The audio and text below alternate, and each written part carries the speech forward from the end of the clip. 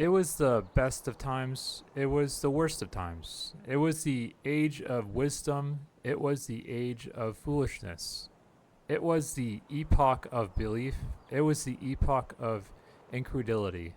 It was the season of light. It was the season of darkness. It was the spring of hope. It was the winter of despair.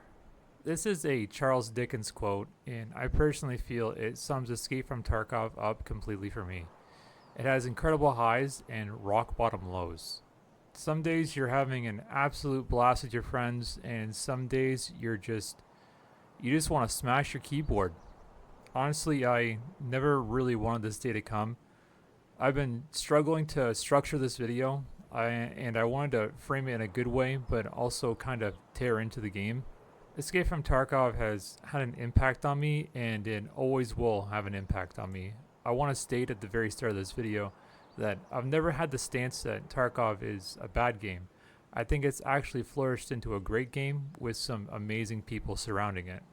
It's just going in a direction that I don't really want to support anymore. Gone are the days of curiosity, happiness, and fear. All I'm left with is boredom, anger, and stress. Wondering what awesome new item they'll be locking behind a late game task, or what attachments they'll be taking away from my traders this time. I understand that the game needs balancing, and I'm probably getting a little bit too deep into this right now. So let's reel it in and start at the beginning and how I originally found the game. God damn it! How are you guys gonna shoot me with that precise fucking aim but then not be able to kill him? Oh, bro, what is happening?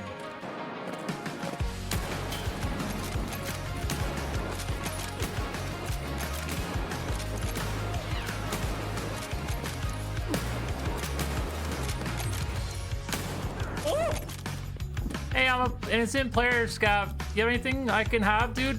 I'm very broke. I'm a Paulson skin and Yanners. Oh, poggers. Alright, we're coming, alright? Oh, any shot at? Oh, you just got clipped, bitch. Oh, I'm dead.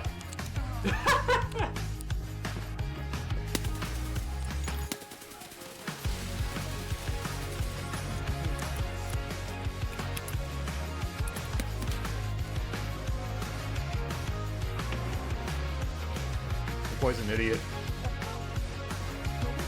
Yeah. No. This is where we die. Oh, Yep. you taking shots. Are you dead? You're dead?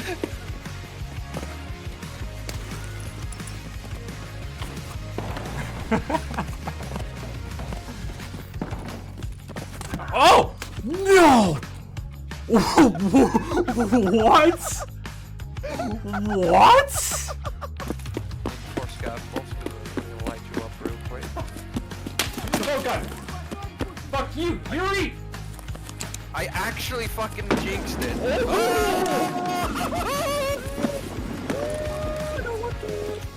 He's pushing me. He's pushing me. Oh god! I can't move, dude. I'm so dead. I'm still alive somehow. Is that you on the stairs? Yep, I'm on the stairs.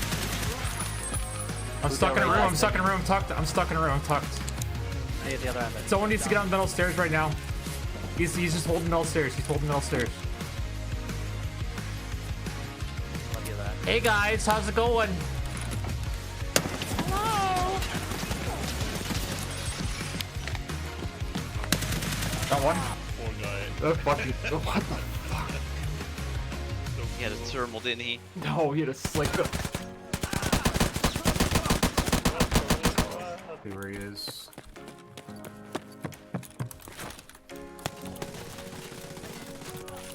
Clip that, please. Holy fuck. Oh my god. Another one. Got the other one too.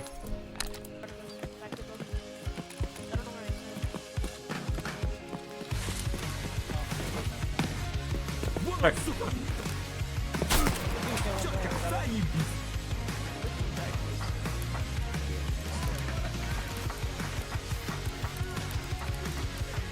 I want to die, bro. I definitely want to die. I want some head ice for Christmas, Daddy. He gave me head ice for Christmas, bro. He gave me head ice. He gave me the head ice for Christmas I wanted.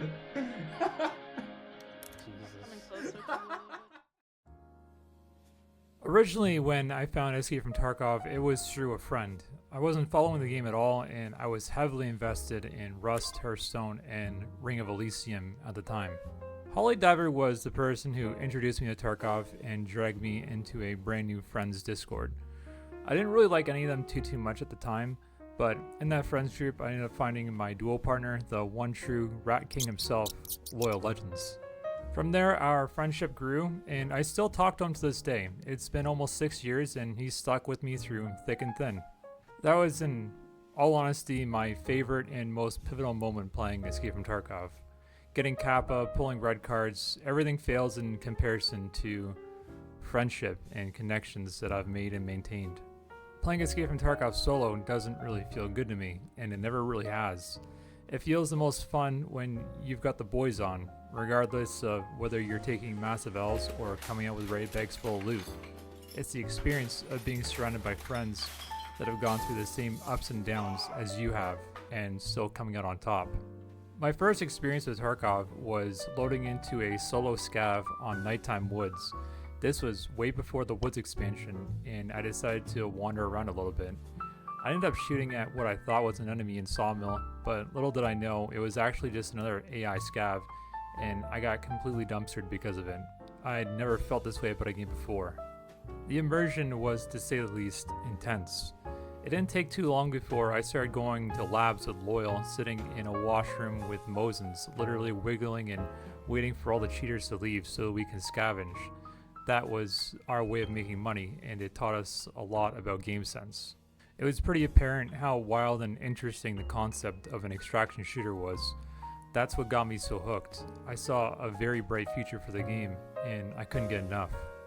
Fast forward to today, and it still got me hooked, kinda. I still think about it, and it's been 6 long years since I've started. I've managed to accumulate a total of 8,700 hours in the game, and I'm almost disgusted with how much time I've actually spent playing. I could have gotten a degree with that much time. Escape from Tarkov felt special to me because it was fresh.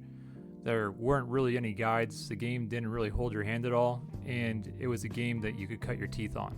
Something you've never really experienced before, something surreal and immersive. A game that you needed to actually learn and put your time into. It's also surprisingly a really good game to stream.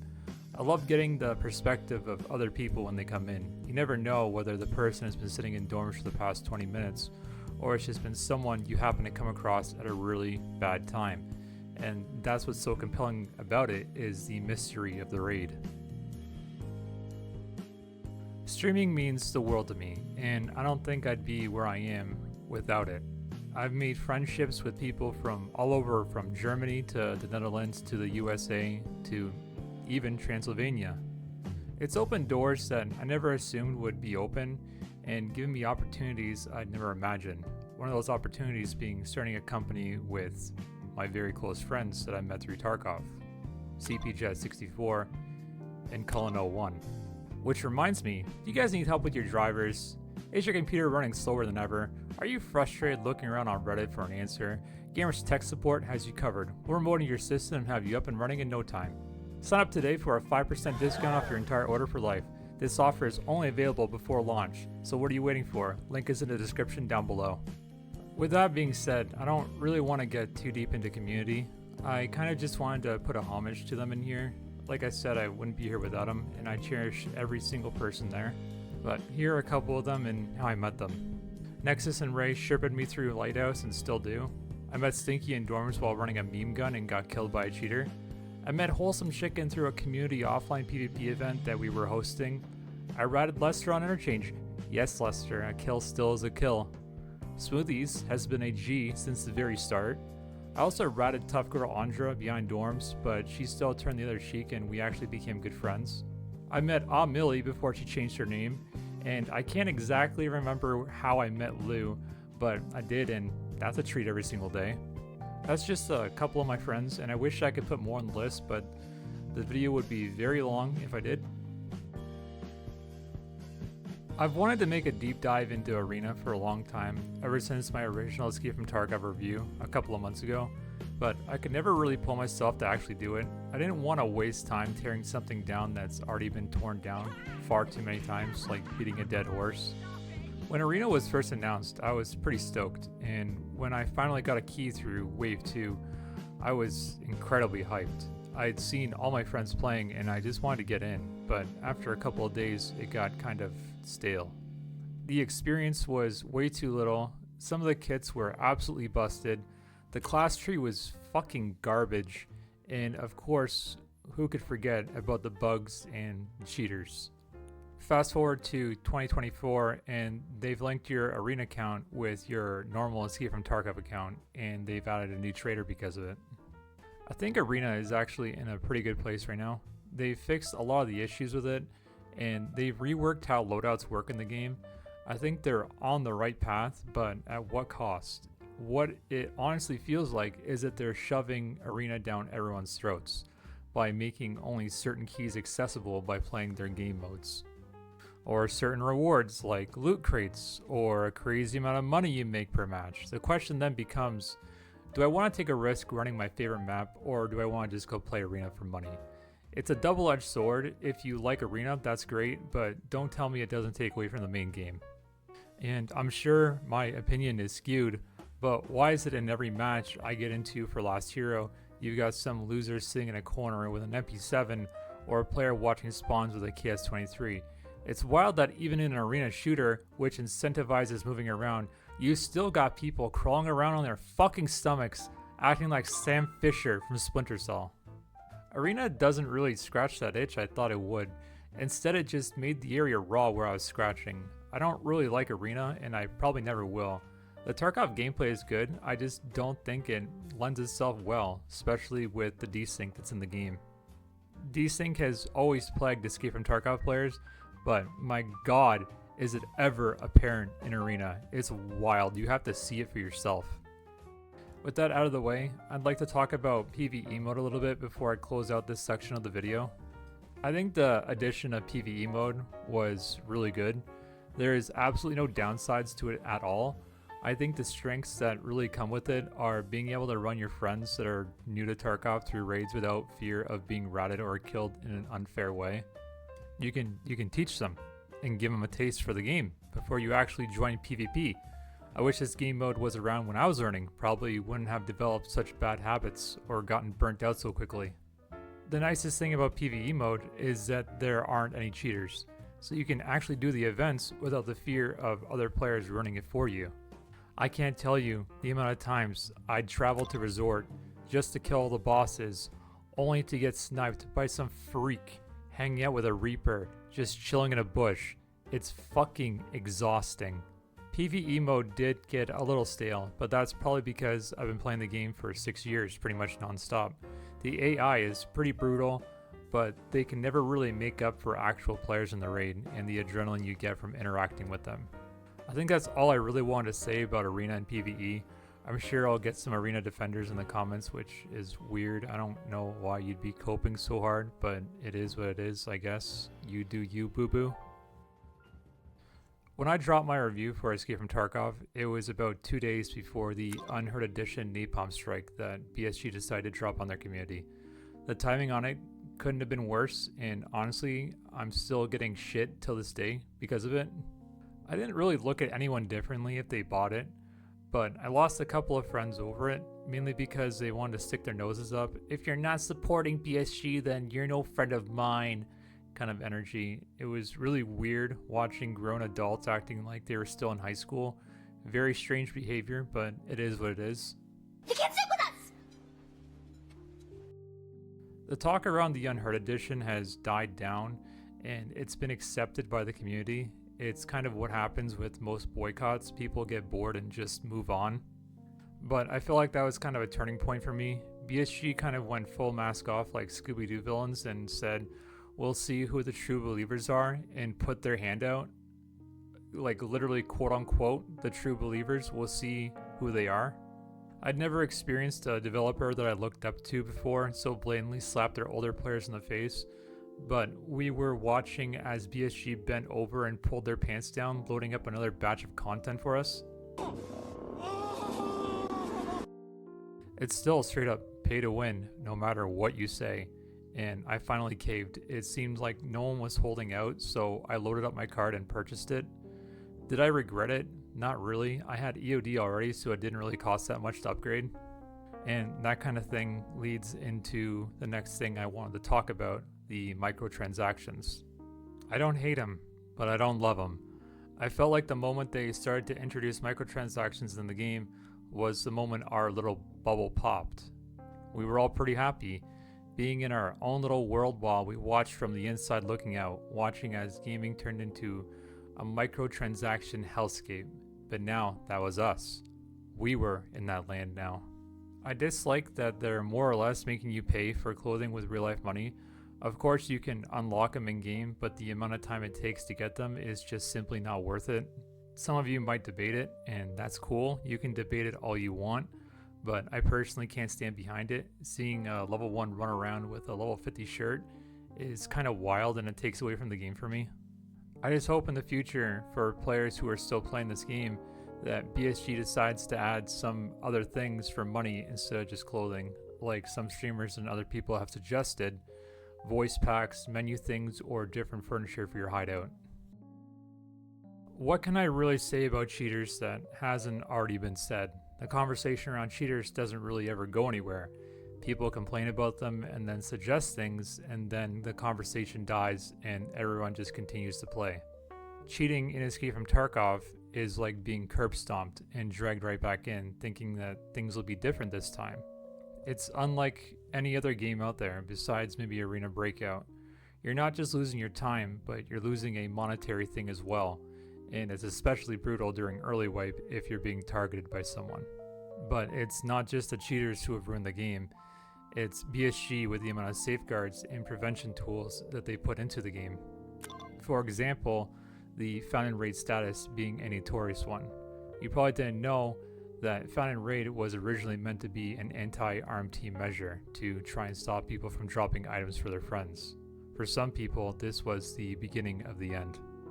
Personally, I've never had a problem with found in raid, but once they actually got rid of it, it felt like a breath of fresh air, not needing to care what I put in my prison wallet anymore. It's strange what you'll adapt to and completely forget about, but then once it's changed, you remember how it used to feel before it ever happened, like waking up from a bad dream.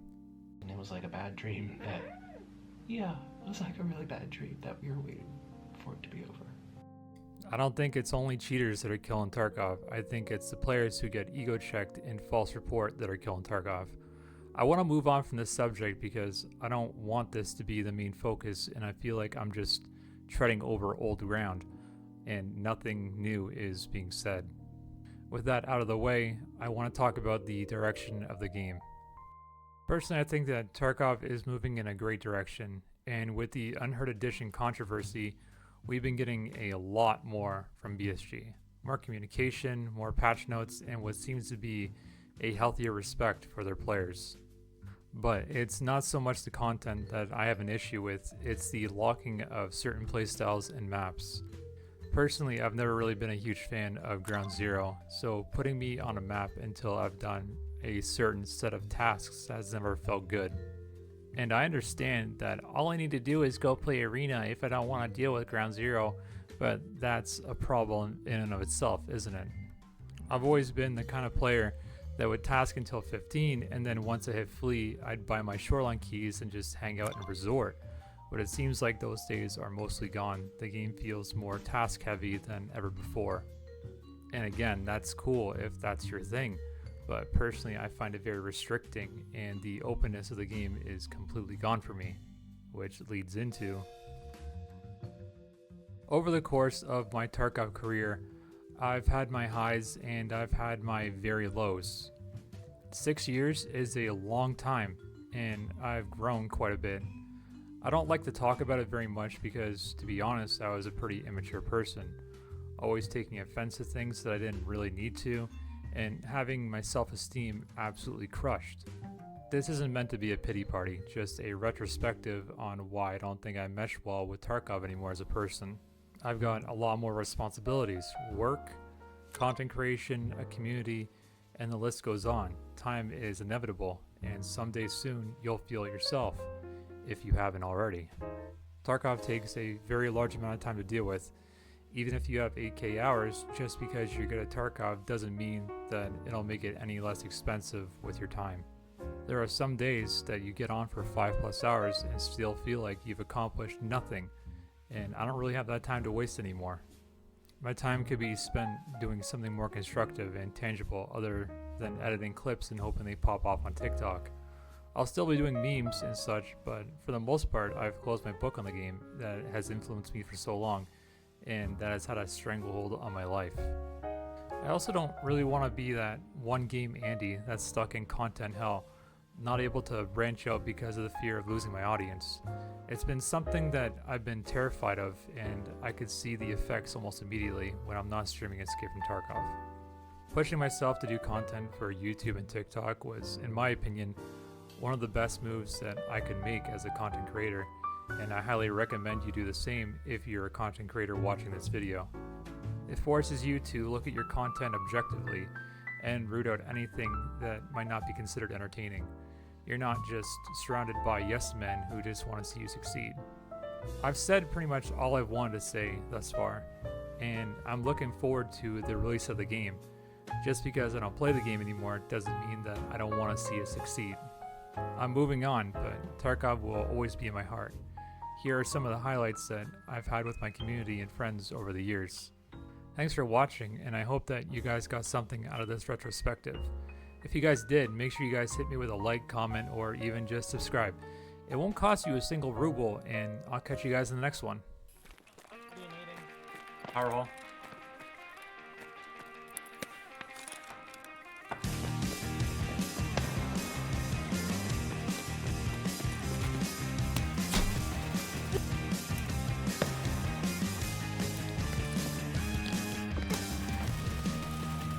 Got him. He's on the right when you go. He's on the left when you go in. He's tagged, he's stuck in the corner, You got him or what? He's dead. He's dead.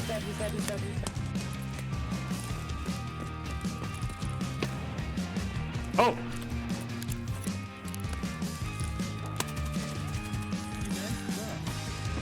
Good reminisce. Oh!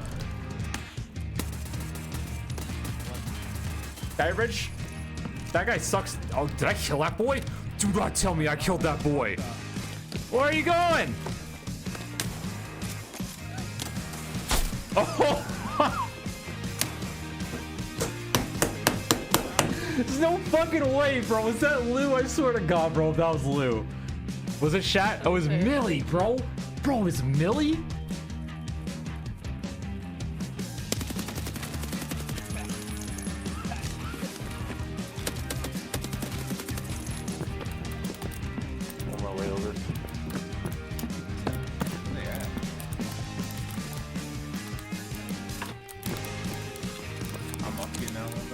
I'm tucked away. You can't see me.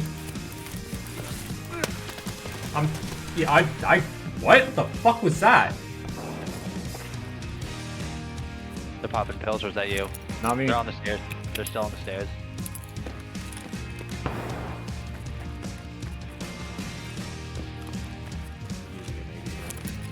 I have M80 as well. Who you got, Lumbo? Got one. Ooh.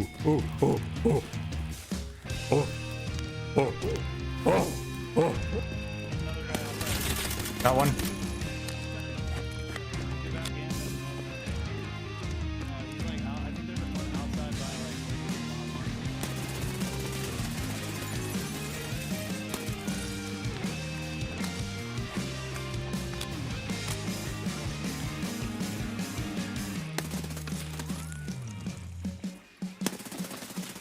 Got him.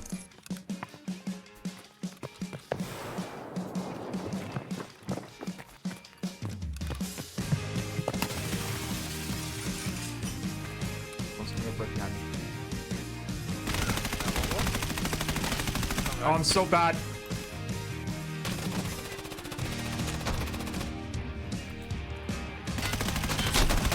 One down. They're both dead. Got him. The fucking bookstore was calling out, and I didn't know if you guys were fucking listening or not. Wait up. Wait up.